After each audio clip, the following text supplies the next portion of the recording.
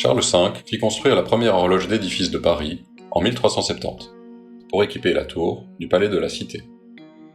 Il fit venir le forgeron Henri de Vic d'Allemagne pour réaliser cet ouvrage. Il ne reste à ce jour plus aucune trace matérielle de ce mécanisme, si ce n'est la tour elle-même. Le cadran qui occupe aujourd'hui la tour a été installé au XVIIe siècle. Les horlogers Julien Leroy et Louis Moinet nous ont transmis ce qu'il leur restait d'informations sur l'horloge.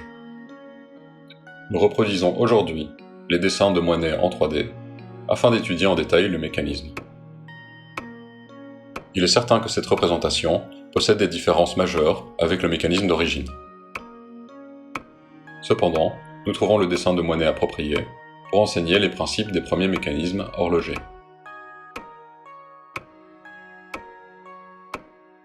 Le mécanisme de temps entretient le fonctionnement et la régularité de l'horloge.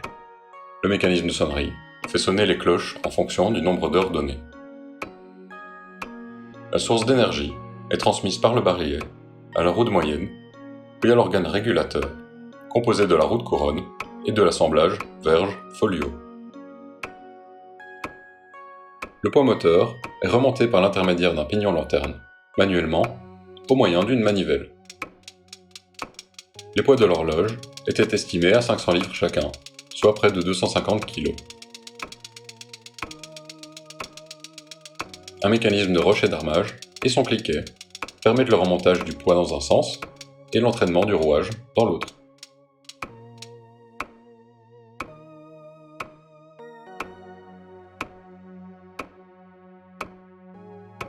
Le barillet fait un tour en 1 heure. Un rapport d'engrenage multiplie la vitesse successive des roues et fait tourner la roue de couronne en 1 minute. La roue donne une impulsion par seconde au folio.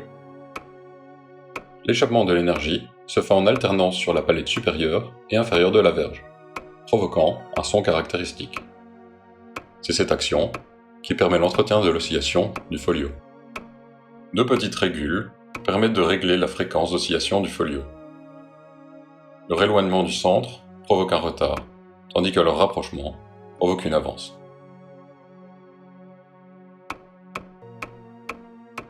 Ces horloges étaient conçues à une époque où le temps solaire était encore la référence. Ces masses permettent d'ajuster l'horloge au fil des saisons. La sonnerie contient également un barillet, la roue d'arrêt et le mobile de préparation ou de délai.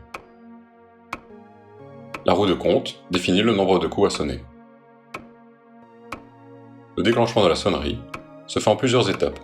Observons le passage à 4 heures. Une des 12 goupilles de la roue des heures soulève la détente de déclenchement. Elle entraîne à son tour la détente de préparation et la détente d'arrêt. Le bras d'arrêt libère la came de la roue d'arrêt, libérant le rouage pendant que le mobile de préparation fait un demi-tour. Au passage de l'heure, la détente de déclenchement est relâchée, entraînant avec elle les autres détentes dans sa chute. Le rouage de sonnerie est libéré jusqu'à ce que le bras d'arrêt, en descendant, vienne de nouveau bloquer la came d'arrêt. La roue de compte empêche la détente d'arrêt de redescendre, le temps du nombre de coups nécessaires à la sonnerie.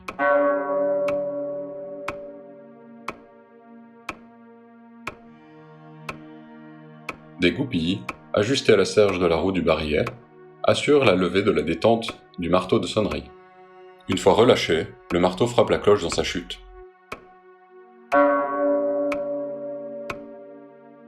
La première cloche équipant la tour du palais fut réalisée par Jean Jouvente et témoigne de l'importance de l'horloge et de la richesse du roi de France.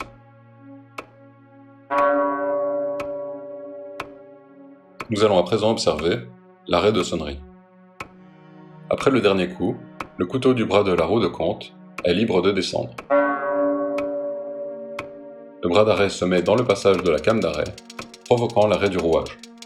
Un volant permet d'évacuer l'énergie excédentaire. Merci de nous avoir suivis et à la prochaine.